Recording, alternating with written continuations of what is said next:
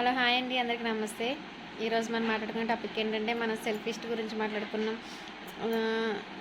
ఈరోజు మాట్లాడుకునే క్యారెక్టర్ ఏంటంటే మరీ విచిత్రమైన క్యారెక్టర్ అండి. వాళ్ళు ఎలా ఉంటారంటే ఎదుటి వాళ్ళ గురించి బ్రతుకుతారండి, వాళ్ళ గురించి వాళ్ళకి బ్రతకడం తెలియదు. వాళ్ళు ఎలా అనుకుంటారంటే ఇలా చేస్తే వాళ్ళు ఏమనుకుంటారో, నేను ఏ వాళ్ళ ఇంటికి వెళ్తే ఏమనుకుంటారో, వెళ్ళకపోతే ఏమనుకుంటారో, వాళ్ళకి ఇది ఇస్తే ఏమనుకుంటారో, వాళ్ళకి ఇవ్వకపోతే ఏమనుకుంటారో, నేను వీళ్ళతో మాట్లాడితే ఏమనుకుంటారో, వాళ్ళతో మాట్లాడకపోతే ఏమనుకుంటారో, నేను చెప్తే ఏమనుకుంటారో, చెప్పకపోతే ఏమనుకుంటారో, ఇలా వీటన్నిటితో నలిగిపోతూ ఉంటారు. కానీ ఇంట్లో వాళ్ళకి మాత్రం అయితే గౌరవం ఎవరండి, ఇంట్లో వాళ్ళని అయితే అస్సలు పట్టించుకోరు. వాళ్ళు ఏమనుకుంటారో అనేసి వీళ్ళని ఇంట్లో వాళ్ళు మాత్రం బ్లేమ్ చేస్తూ ఉంటారండి. వీళ్ళకి ఇంట్లో వాళ్ళు ముఖ్యం కాదండి, బయట వాళ్ళు మాత్రం చాలా ముఖ్యం.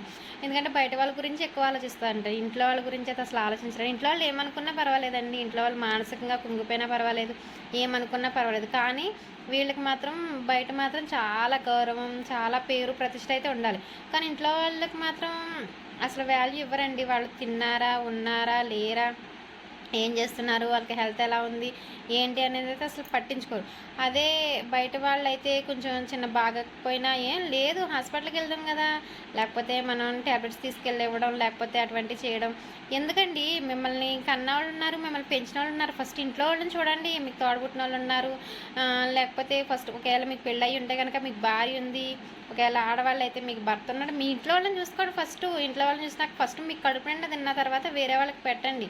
మీరు తినకుండా వేరే వాళ్ళకి పెట్టి మీరు అంత త్యాగాలేం చేయాల్సిన అవసరం లేదండి. ఈ లైఫ్ మన కోసం బతికిన తర్వాతనే ఈ పక్క వాళ్ళ కోసం బతకడం నేర్చుకోండి. ఫస్ట్ మీకోసం మీరు బ్రతకండి, పక్కన వాళ్ళ కోసం కాదు. మన లైఫ్ ఉండేది ఒక లైఫ్, వేరే ఇంకో లైఫ్ ఉందా ఏమో అంటే అది అనవసరం అండి. ఎవరికి ఉందో లేదైతే మనకైతే తెలియదు కదండి.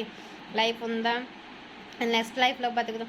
ఈ లైఫ్ మీదండి, మీకోసం మిమ్మల్ని పుట్టించాడు దేవుడు, అంతేగాని వేరే వాళ్ళ కోసం బ్రతకమని కాదండి. ఇలాంటి వాళ్ళని నేను చాలామందిని చూశానండి. చూసి నాకు ఈ ఈ టాపిక్ మీతో డిస్కషన్ చేయాలనిపించి మేము మాట్లాడుతున్నానండి. దయచేసి తప్పుగా అనిపిస్తే అయితే ఏమనుకోకండి. ఎందుకంటే అలా ఎదుటి వాళ్ళకి నీ తల తాకట్టు పెట్టినంతసేపు కూడా నువ్వు పైకైతే ఎదగలేవు.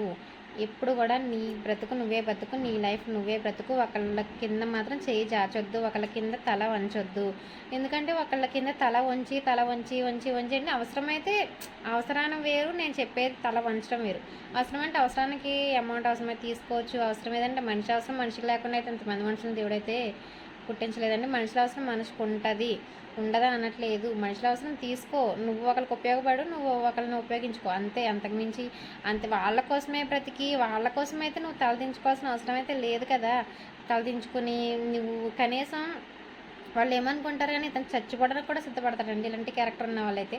నేను చచ్చిపోతే బాగుండేమో, వీళ్ళకి ఏ గొడవ ఉండదు. ఎవరైనా ఇద్దరు కొట్టుకుంటున్నారండి బయట వెళ్ళి ఎదురుగా, కొట్టుకుంటే వీడు ఒకటి కొట్టడం చూశాడు, కానీ వీడు కొట్టడని చెప్తే వాడేమనుకుంటాడో, వీడు కొట్టడానికి వీడికి చెప్తే వీడేమనుకుంటాడో. శుభ్రంగా డోర్లు వేసుకుని పడుకుంటే ఏ గొడవ ఉండదని డోర్లు వేసుకుని పడుకున్నాడా.